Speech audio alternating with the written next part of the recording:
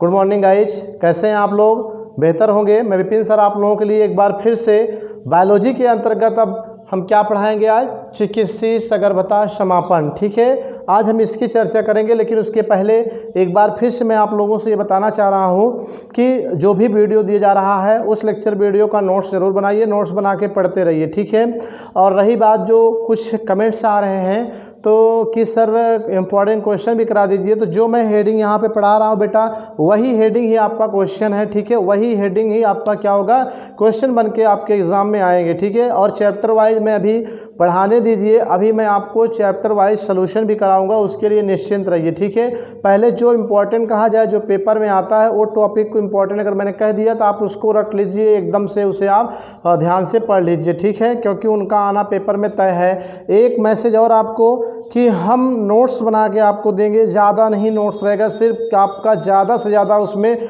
50 question पढ़ने होंगे। बस 50 क्वेश्चन जो मैं दे दूंगा सिर्फ वही पढ़िएगा, उसके अलावा बायोलॉजी में कहीं बाहर से नहीं आना यूपी बोर्ड में। ठीक है, तो ये गाइस आप ध्यान दीजिए, विश्वास रखिए कि हम जो भी, लेकिन उसके पहले अभी नहीं देंगे। ठीक है, ये आपको पेपर के 1 महीना पहले दिया जाएगा।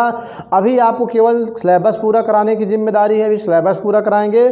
ठीक है, और सिलेबस के अकॉर्डिंग आपको हेडिंग्स यहाँ पढ़ाएंगे, समझाएंगे और बताएंगे भी कि ये पेपर में आता है, आप पढ़िए इसे ध्यान से। ठीक है, पढ़े रहिए, फिर एट लास्ट 1 महीना पहले पेपर हम आपको इम्पोर्टेंट क्वेश्चन देंगे, विथ आंसर देंगे, PDF बना के देंगे, उसको ही पढ़ लीजिएगा, कुछ और पढ़ने की ज़रूरत नहीं होगी। आप 95% उसमें क्वेश्चन आपके फंसने तय हैं। ठीक है गाइज, तो विश्वास रखिए। आइए देखते हैं आज का जो हमारा टॉपिक है, चिकित्सीय सगर्भता समापन, अर्थात इंग्लिश में इसको मेडिकल टर्मिनेशन ऑफ प्रेगनेंसी कहते हैं। मेडिकल मीन चिकित्सीय, सगर्भता का मतलब टर्मिनेशन प्रेगनेंसी, और समापन का मतलब टर्मिनेशन होता है। ठीक है कि नहीं?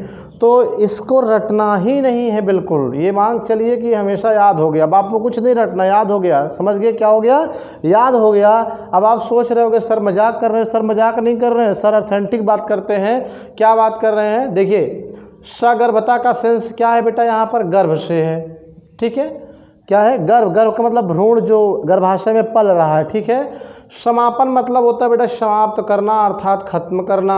और चिकित्सीय का मतलब होता है चिकित्सा द्वारा, अर्थात डॉक्टर परामर्श द्वारा, डॉक्टरी परामर्श द्वारा। ठीक है, डॉक्टरी परामर्श द्वारा। तो क्या हो गया कि किसी गर्भ को उचित या रजिस्टर्ड डॉक्टर के परामर्श के या देख रेख में क्या करना, समाप्त करना गर्भ को, क्या कहलाता है? चिकित्सीय सगर्भता समापन कहलाता है। ठीक है, तो क्या समझे कि किसी भ्रूण जो पेट में या गर्भाशय में पल रहा है उसको डॉक्टर की निगरानी में नष्ट करना, खत्म करना, डिकम्पोज कर देना ही क्या कहलाता है? चिकित्सीय सगर्भता समापन कहलाता है, जिसे आप एबॉर्शन के नाम से भी जानते हैं, गर्भपात। ठीक है, हालांकि जब नेचुरल तरीके से हो तो एबॉर्शन होता है। ठीक है, ये क्यों कराया जाता है, कब कराया जाता है, क्या कंडीशंस है, क्या आवश्यकता नीड्स है, ये सब हम यहाँ पर डिटेल पढ़ेंगे, उसको आपको घबराने की ज़रूरत नहीं होगी। राइट गाइज, तो यहाँ पर ध्यान दीजिए, एक बार फिर से डिफिनीशन क्या लिखना है एक लाइन की, यहाँ पे खुद ही बता रहा है, यहाँ से मैं निकाल रहा हूँ डिफिनीशन, रटना नहीं है कि किसी अनचाहे गर्भ को, अनचाहे गर्भ का मतलब बताऊँगा, किसी अनचाहे गर्भ को, ठीक है, डॉक्टर की सहायता से या डॉक्टर्स की देखरेख में समाप्त करना या नष्ट करना ही चिकित्सीय सगर्भता समापन अर्थात मेडिकल टर्मिनेशन ऑफ प्रेगनेंसी कहलाता है। इसी को शॉर्ट में MTP भी कहते हैं। ठीक है, MTP के नाम से भी पूछा जा सकता है। M मतलब मेडिकल, T माने टर्मिनेशन, ऑफ P माने प्रेगनेंसी। ठीक है, तो MTP क्या है, ये चीज़ यहाँ पर क्लियर हो गई। बोलो गाइज, कोई प्रॉब्लम? बोलिए, नहीं है ना? लेकिन अब एक क्वेश्चन उठता है, आखिर हम गर्भ को क्यों खत्म करना चाहें, गर्भ को क्यों समाप्त करना चाहेंगे? इसकी कुछ अपनी कंडीशन है कि MTP कब यूज करना चाहिए, MTP का प्रयोग कब करना चाहिए, किन कंडीशन में करना चाहिए, ये भी हम आपको यहाँ पर बताएंगे। लेकिन पहले डिफिनीशन लिखते हैं यहाँ पर।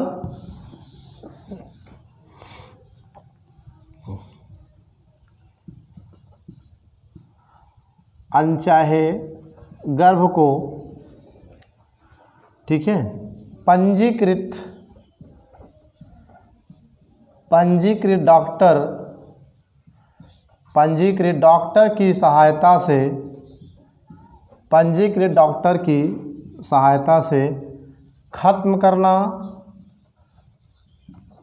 खत्म या समाप्त करना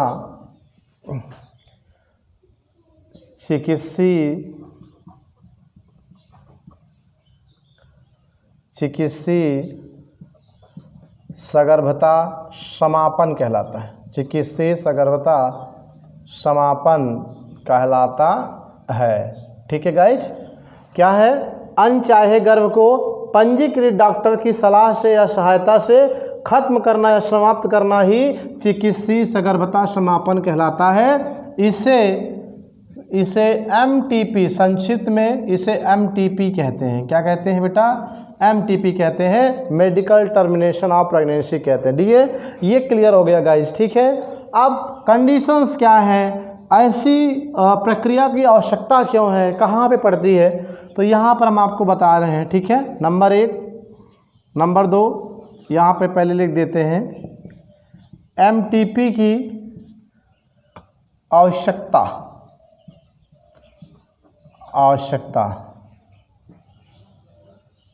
ठीक है, नंबर 1, नंबर 2, नंबर 3, नंबर 4।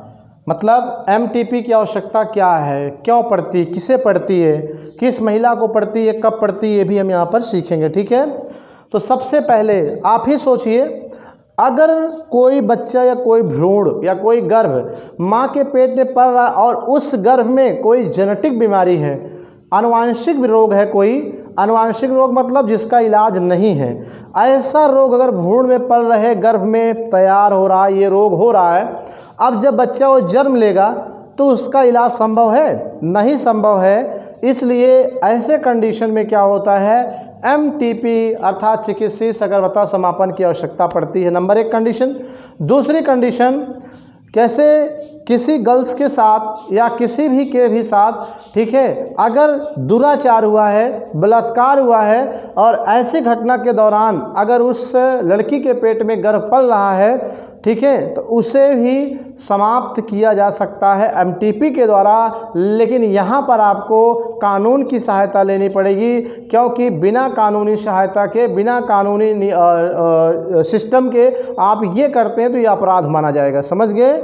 सबसे पहले कोर्ट से आदेश लेना पड़ेगा, कोर्ट को बताना पड़ेगा, तो कोर्ट उस पर क्या करेगी, जज करेगी। अगर उस बच्चे से माँ को खतरा है या लड़की को खतरा है, अभी उसकी उम्र 16 साल 14 साल है और ऐसे कंडीशन में अगर उसके पेट में बच्चा पल रहा है, तो उसे भी डिकम्पोज करने का ऑर्डर जज करता है, कोर्ट करती है, तो उस भ्रूण का समापन MTP द्वारा किया जाता है, अर्थात मेडिकल अर्थात चिकित्सीय सगर्भता समापन के द्वारा किया जाता है। ठीक है, कंडीशन दूसरी हो गई।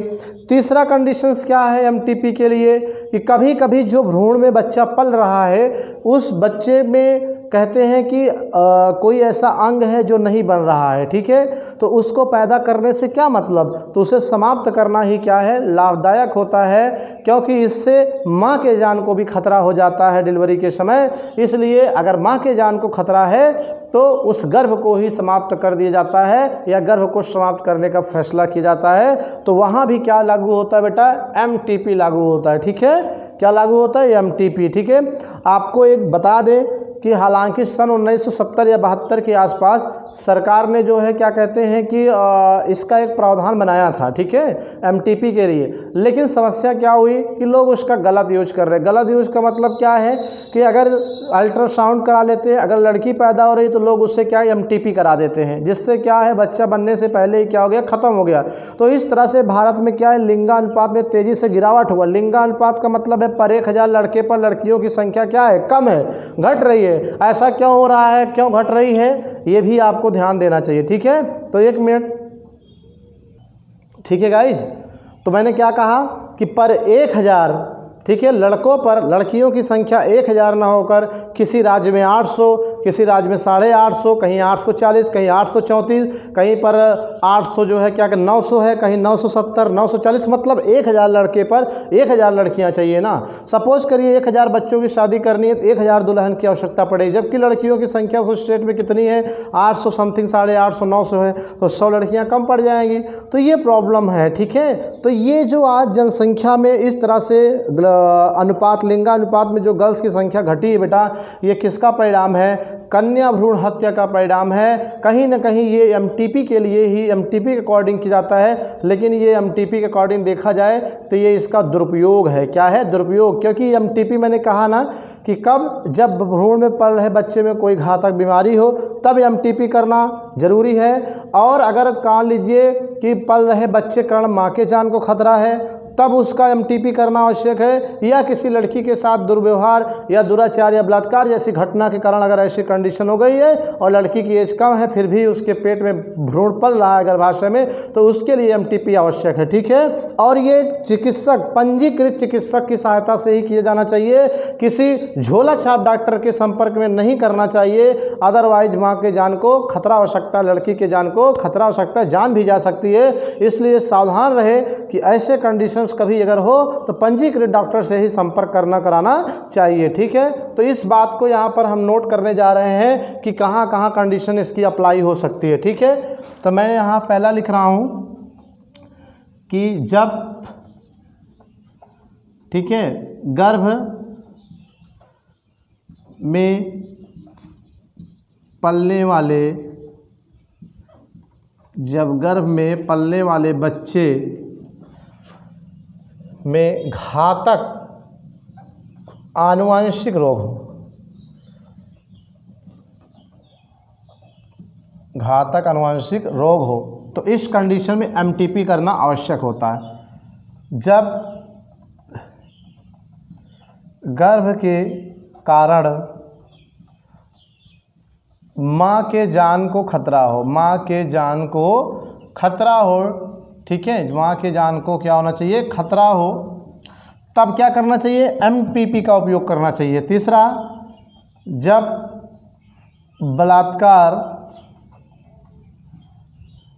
बलात्कार जैसी घटना के कारण,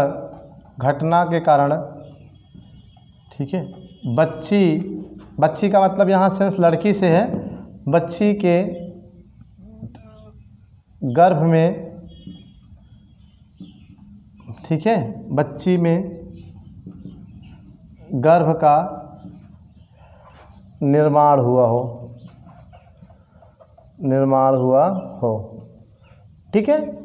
ये कंडीशंस है कि सपोज करिए ऐसी कोई लड़की है जिसकी उम्र 18 साल से कम है, अगर उस लड़की के साथ ऐसी घटना के कारण अगर उसके अंदर क्या है, गर्भ रुक गया है, भ्रूण का निर्माण हो गया है, तो कहीं न कहीं वो भी उसके लिए खतरा होगा। इसलिए कोर्ट के अकॉर्डिंग क्या होता है, इस बच्ची को इससे छुटकारा पाने के लिए बेटा एमटीपी अर्थात चिकित्सीय सगर्भता समापन का उपयोग करना चाहिए या प्रयोग किया जाना चाहिए। एक इम्पॉर्टेंट क्वेश्चन यहाँ पर आपसे हम पूछ रहे हैं, एक इम्पॉर्टेंट क्वेश्चन आपका आता है, ठीक है। एमटीपी कंडीशन तो आपको पता होगी कहाँ कहाँ कराना चाहिए, बट एमटीपी कितने समय का गर्भ हो कि एमटीपी कराना सुरक्षित है। सपोज करिए अगर 6 माह का किसी के पेट में गर्भ है, अगर उस बच्चे को डिस्पोज करना, उसका एमटीपी कराना चाहोगे तो ये असंभव है। ऐसे कंडीशन में पक्का है कि कहीं न कहीं माँ और बच्चे दोनों के जान 100% जाना तय है। इसलिए इसकी भी अपनी एक कंडीशन है कि इतने ही समय तक का गर्भ एमटीपी किया जाना चाहिए। इससे ज़्यादा अगर गर्भ है तो एमटीपी कदापि नहीं करना चाहिए, फिर बच्चे को जन्म लेने देना चाहिए। अदरवाइज माँ और बच्चा दोनों क्या हो जाएंगे, जान से चले जाएंगे। ठीक है। तो कितने तक ये भी यहाँ पर हम क्लियर कर रहे हैं कि एमटीपी की, ठीक है, एमटीपी के लिए, ठीक है, समय सीमा क्या है, ठीक है, समय सीमा क्या है, लिमिटेशन, टाइम लिमिटेशन क्या है, बाउंडेशन क्या है, ठीक है, कितने समय तक के गर्भ को एमटीपी करा देना चाहिए। तो जो यहाँ पर रूल बना है अधिकतम 12 सप्ताह, ठीक है, क्या अधिकतम 12 सप्ताह तक के गर्भ को, ठीक है, गर्भ को एमटीपी कराना सुरक्षित माना जाता है, सुरक्षित माना जाता है, ठीक है गाइस, यहाँ पर क्लियर हो गया। ठीक है। बोलो एमटीपी कितना, 12 सप्ताह तक का गर्भ है, अर्थात 12 सते 84 दिन का अगर पेट में बच्चा है या गर्भ है, भ्रूण है, तभी एमटीपी करा दीजिए। अगर 12 सप्ताह से ऊपर जा रहा, 13 सप्ताह, 14 सप्ताह का हो गया, 20 सप्ताह का हो गया, तो ऐसे कंडीशन में जितना ज़्यादा टाइम लिमिट बढ़ेगा उतना ही एमटीपी कराना घातक होगा बच्चे के लिए भी और माँ के लिए। इसलिए इसकी एक कंडीशन डॉक्टर द्वारा निर्धारित की गई है कि अगर 12 सप्ताह का एमटीपी है तब उस माँ को कोई प्रॉब्लम नहीं होगी, डॉक्टर के कंडीशन सिचुएशन डॉक्टर के अंडर होगा। और अगर 12 सप्ताह के ऊपर है तो उसमें कोई गारंटी नहीं लेगा कि एमटीपी सुरक्षित होगा। ठीक है गाइज, तो ये रहा आपका आज का जो टॉपिक, चिकित्सीय सगर्भता समापन अर्थात मेडिकल टर्मिनेशन ऑफ प्रेगनेंसी। ठीक है, मैंने कहा रटना नहीं है, यहीं से निकालना कि गर्भ को, ठीक है, उचित डॉक्टर या पंजीकृत डॉक्टर द्वारा क्या करना, समाप्त करना ही क्या कहलाता है एमटीपी, और किस कंडीशन में इसकी आवश्यकता पड़ती है ये भी मैंने बताया, और इसकी समय सीमा क्या है ये भी मैंने बताया। ठीक है, तो नोट कर लीजिए गाइज, हम आगे बढ़ते हैं, फटाफट नोट करें सभी लोग। तो नोट कर लिया होगा आप लोगों ने गाइज। अब हम चलते हैं नेक्स्ट हेडिंग के साथ, जो हमारा आज का दूसरा टॉपिक होगा वो यौन संचारित रोग होगा। ठीक है, अब हम इसके बारे में पढ़ेंगे और संभवतः यहाँ से क्वेश्चन आया है, आप अनसाल्ड उठा कर देख लीजिए, पेपर देख लीजिए प्रीवियस ईयर का, प्रीवियस का मतलब पिछले 16, 17, 18, 19, 20, 4 साल का पेपर देखिए, आपको ये क्वेश्चन संभवतः मिल जाएगा। और अनसाल्ड उठा कर देख लीजिए, वहाँ भी ये क्वेश्चन पेपर में पुटअप किए गए एग्जामिनेशन में। So that is important for examination view. ठीक है, एग्जामिनेशन की दृष्टि से क्या है, बोलिए इम्पॉर्टेंट है। इम्पॉर्टेंट का मतलब पेपर में आ सकता है और आता भी है, इसलिए आप इसे ध्यान से पढ़िए, कुछ नहीं रटना है, यहाँ भी रटना नहीं है गाइज। मेरे सारे हेडिंग्स रटने नहीं होते हैं, यहीं से मैं उत्तर इसका निकाल दूंगा। ठीक है, तो यौन संचारित रोग को जनन मार्ग संक्रमण भी कहते हैं या रतिज रोग कहते हैं, और इसको इंग्लिश में जो है सेक्सुअल ट्रांसमिटेड डिजीज कहते हैं। ठीक है, क्या कहते हैं, सेक्सुअल ट्रांसमिटेड डिजीज कहते हैं। ठीक है गाइस, सेक्सुअल ट्रांसमिटेड डिजीज कहते हैं, अर्थात एसटीडी रोग कहते हैं। क्या कहते हैं गाइस, एसटीडी रोग कहते हैं। एसटीडी, एस का मतलब सेक्सुअल यानी यौन, टी माने ट्रांसमिटेड अर्थात संचारित या फैलना, डी माने डिजीज अर्थात रोग। तो संक्षिप्त में इसे एसटीडी रोग के नाम से जाना जाता है, और इसके कुछ इसके कॉमन नेम है, रजित रोग या जनन मार्ग संक्रमण भी कहलाता है। बट पेपर में जो आपसे ये पूछेगा सिर्फ यही पूछेगा कि what do mean about sexual transmitted disease, अर्थात यौन संचारित रोग से आप क्या समझते हैं। ठीक है, 2 रोगों के नाम बताइए। तो यहाँ पर एक एक रोग के बारे में डिटेल अध्ययन कराएंगे हम। ठीक है गाइज, तो आइए देखते हैं यौन संचारित रोग क्या, रटना ही नहीं, रोग का सेंस तो आप समझ रहे हैं, बीमारी, और संचारित माने फैले, और यौन का मतलब होता है यौन क्रिया। यौन क्रिया का मतलब जनन क्रिया, संभोग क्रिया या मैथुन क्रिया या संबंध बनाने की बात करें मेल और फीमेल के बीच में। ठीक है, तो हम ये कह सकते हैं कि जनन, ठीक है, ऐसा रोग जो यौन क्रिया द्वारा क्या हो, फैले एक दूसरे में, उसी को हम क्या कहते हैं, यौन संचारित रोग कहते हैं, या रजित रोग कहते हैं, या जनन मार्ग संक्रमण या एसटीडी रोग कहते हैं। समझ में आ गई बात गाइज, यही याद रखिए, हेडिंग से ही निकल रहा है, बोल रहा है बच्चों, ये क्या कर रहा है, बोल रहा है कि यौन संचारित रोग, खुद ही बता रहा है क्या है। ठीक है, यौन क्रिया अर्थात जनन या संभोग द्वारा क्या होता है, जो रोग एक बॉडी से दूसरे बॉडी में अर्थात मेल से फीमेल या फीमेल से मेल में आ जाए, that is called the STD रोग अर्थात यौन संचारित रोग। जैसे एड्स का नाम तो सभी लोग भली बात परिचित हो, एड्स क्या है, एक रोग है, और इसका पूरा नाम क्या होता है, एक्वायर्ड इम्यूनो डिफिशियंसी सिंड्रोम होता है, और यह रोग HIV वायरस द्वारा होता है, ह्यूमन इम्यूनो डिफिशियंसी वायरस द्वारा होता है। ठीक है, और अगर पार्टिकुलर सपोज करिए, अगर एक व्यक्ति को पार्टिकुलर ये रोग हुआ एड्स, और वह व्यक्ति अगर किसी महिला के संपर्क में आ जाए जिसमें रोग नहीं है, तो उससे अगर वो संबंध बना ले, उसके साथ संभोग कर ले, मैथुन कर ले, तो क्या होगा, वह रोग जनन मार्ग के द्वारा अर्थात महिला में योनि और पुरुष में शिश्न के द्वारा क्या होता है, एक बॉडी से दूसरे बॉडी में ट्रांसफर हो जाएगा। हाथ से ट्रांसफर नहीं होगा, पैर से ट्रांसफर नहीं होगा, बल्कि उससे कैसे, जनन अंग द्वारा एक बॉडी से दूसरे बॉडी में ट्रांसफर हो जाएगा। ठीक है, तो वो कौन से रोग में आएगा, एसटीडी रोग में आएगा। ठीक है, अर्थात यौन संचारित रोग में आएगा। ठीक है, तो आइए डिफिनेशन देखते हैं हम लोग। यहाँ लिखेंगे जनन मार्ग द्वारा जो रोग एक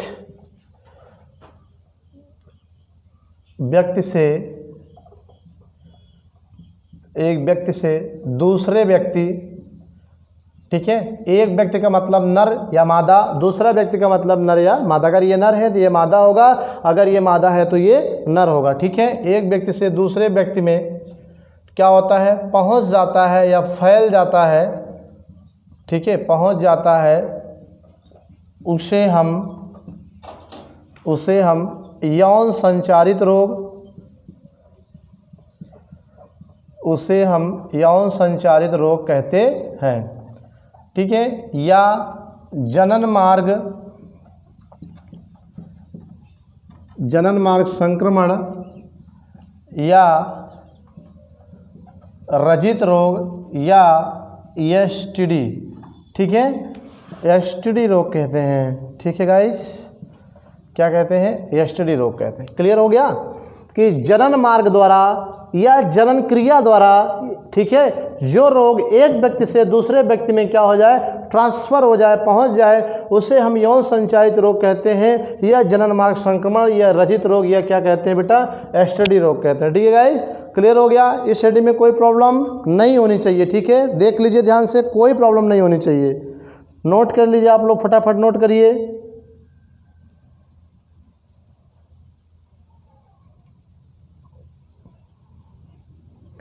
नोट कर लिया। अब इसमें एक लाइन अगर हम बढ़ा दें कि ये रोग मुख मैथुन, गुदा मैथुन, ठीक है, योनि मैथुन द्वारा ही दूसरे व्यक्ति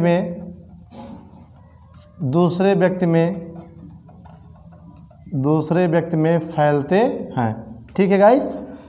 क्या होता है, जो यौन संचारित रोग है, अगर वो किसी एक व्यक्ति में हुआ है, अगर वह व्यक्ति किसी दूसरे, ठीक है, पार्टिकुलर किसी दूसरे पार्टनर के साथ मुख मैथुन करता है या गुदा मैथुन करता है या योनि मैथुन करता है, तो इन तीन तरीके से ही क्या होता है, दूसरे व्यक्ति में ट्रांसफ़र होता है। सपोज करिए अगर किसी व्यक्ति को ये रोग हुआ है और अगर हम उससे हाथ मिलाएं, तो हाथ मिलाने से हमारा रोग या उसका रोग हमारे बॉडी में ट्रांसफ़र नहीं करने वाला है। कब तक, जब तक कि मुख मैथुन, गुदा मैथुन और योनि मैथुन द्वारा, ठीक है, क्या हो, दूसरे व्यक्ति को टच ना किया जाए, ठीक है गाइज। तो ये रहा आपका यौन संचारित रोग, ठीक है। कुछ इसके उदाहरण भी अगर आप देखें तो जैसे सिफिलिस, ठीक है, सिफिलिस, फिर दूसरा एड्स से सभी परिचित हैं, तीसरा